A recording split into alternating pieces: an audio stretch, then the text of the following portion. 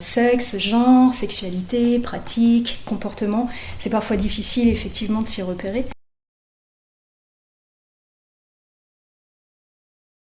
Il est important de savoir qu'il n'y a pas d'interdépendance entre toutes ces dimensions chez une personne et qu'on peut très bien être homosexuel, gay et ne pas pratiquer la sodomie ou être lesbienne et pratiquer la pénétration vaginale. Donc c'est important de travailler aussi sur ces représentations pour accueillir les pratiques sexuelles telles qu'elles se présentent et ne pas juste les catégoriser en lien avec l'identité de genre ou l'orientation sexuelle.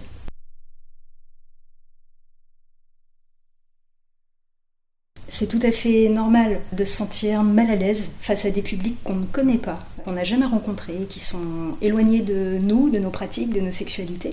Je pense que le premier pas, c'est déjà de pouvoir réfléchir sur ces représentations, les avoir en tête, et c'est déjà le début du changement.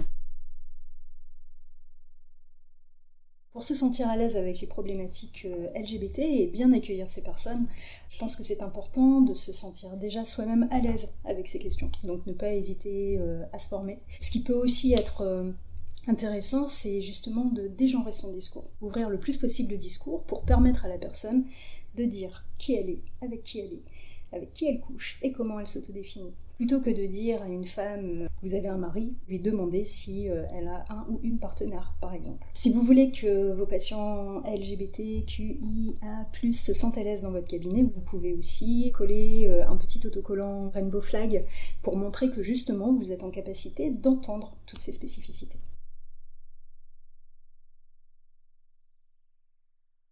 FSF, qu'est-ce que ça veut dire? C'est un acronyme qui désigne les femmes qui ont des relations sexuelles avec d'autres femmes. Cet acronyme, c'est surtout une catégorisation de santé publique qui permet de plutôt regarder les comportements plus que les autodéfinitions de soi. Donc, dans ces populations, on va retrouver des femmes qui se disent lesbiennes, gwyn, bi, qui se disent pansexuelles, tournesol, licorne, peu importe. Ce qui compte le plus, c'est qu'elles aient de temps à autre des rapports sexuels avec des femmes. Les spécificités de cette population, c'est justement l'accès aux soins et l'accès au dépistage qui peut être plus compliqué. 36% des femmes qui n'ont que des rapports sexuels avec des femmes n'avaient jamais eu de consultation gynécologique, ce qui est un souci majeur puisqu'on sait que le HPV est responsable de plus de 80% des cancers du col de l'utérus.